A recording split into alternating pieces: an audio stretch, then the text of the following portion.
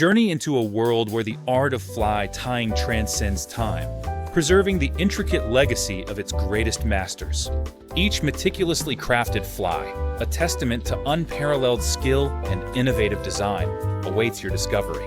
This is the Masters Fly Tyers Archives.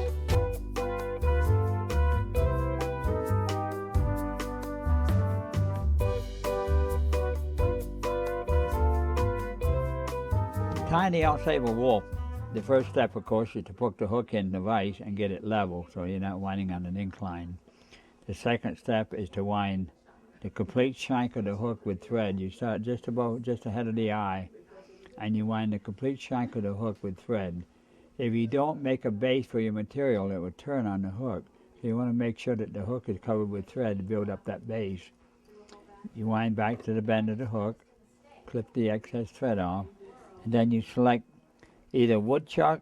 You can use woodchuck or you can use dark barred deer hair. Gives you the appearance of breaking up the light pattern, so you can put more of it on without the appearance of it being bulky. Tail should be approximately the distance from the bend of the hook up to the eye of the hook. If you tie the tail too short, it will cock up and the fly won't float properly. So that's about the right size, light length for the tail. See, that tail material from here back to here is about the same as from here to here. Okay. Next step is to take a section of calf tail, white calf tail. You're going to take one clump of calf tail here, and you're going to make 2 wings out of it. You make sure it's wound in good and tight. Then you clip the excess hair in the front, like that. Then you hold the material up, and you make wraps in front of it. Now don't be afraid to make enough wraps to hold it on there good and secure. I've taken 100 fish on one fly. The fly is tied well, it should not come apart. You find Japanese flies, they usually will fall apart after a few fish. But then you split that wing and you divide it, making 2 wings. Like that, okay. Notice how you even that up and make 2 wings out of it. That's your wing for the Ausable Wulff right there. Then you bring your thread ahead of the wing, back ahead of the wing, and then you use a dubbing material, bleached out, it's actually dyed Australian possum, rusty orange color. And that's the color of the body on the Ausable Wulff. You dub your Australian possum dubbing material directly onto the thread, and you roll it down with your thumb and finger like that. And when you stop each roll, you stop in the same direction, so you're not unrolling what you put on from the time before. Put enough on to go from the tail of the fly all the way back, start back at the tail, and work back almost to the wings, leaving a little bit of space there because you want to start your hackle behind the wing, and you want to have space to put that in there. You get 1 brown hackle, and the next hackle is a grizzly hackle. When I tie in 2 hackles for a fly, and you always want to tie 2 hackles in for this fly because you want it to float well, I make 1 hackle a little bit larger than the other. So when it floats and you break the surface tension with 1 hackle, you still have the other hackle holding the fly up, which is very important. I tie that in behind the wings like that, tied in good and tight. Then I come forward and tie the rest of the butts of the hackle in ahead of the wing, in front of the wing, and bring the thread back to where you're going to finish the fly off. Next step is I take each hackle and I wind them individually.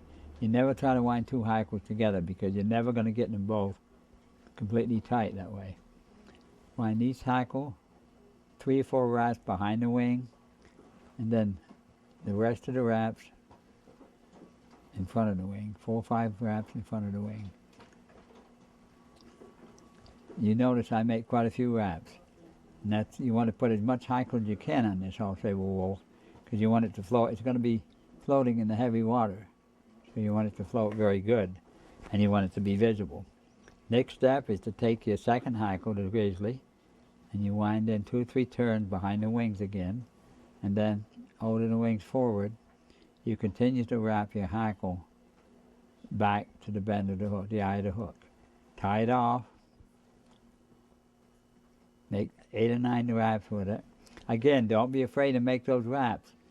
People think that you're adding weight, but that extra weight it doesn't mean anything compared to the durability of the fly. You finish it off with a couple of half hitches, and then you make what I call a whip finish. Only it's done by hand instead of with a whip tool. I pick it up like that. It's wound over. The thread is wound over itself a number of times, and then pull through, so that it will not come apart. That fly is very durable. There's no reason for that fly not to take 2 or 3 dozen fish, providing you don't lose it in a tree. After you finish, you take your fly head cement, put a dab of fly head cement on the head of the fly, keep it from coming apart. If there's a loose hair there, you clip it. You usually don't have that. But that fly should set up like that in the water. That's an Ausable Wulff tied real bushy. It will float good.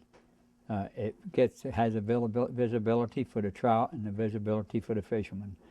And if you don't have that fly heavy and tied heavy enough so it floats well, it's not going to do much for you.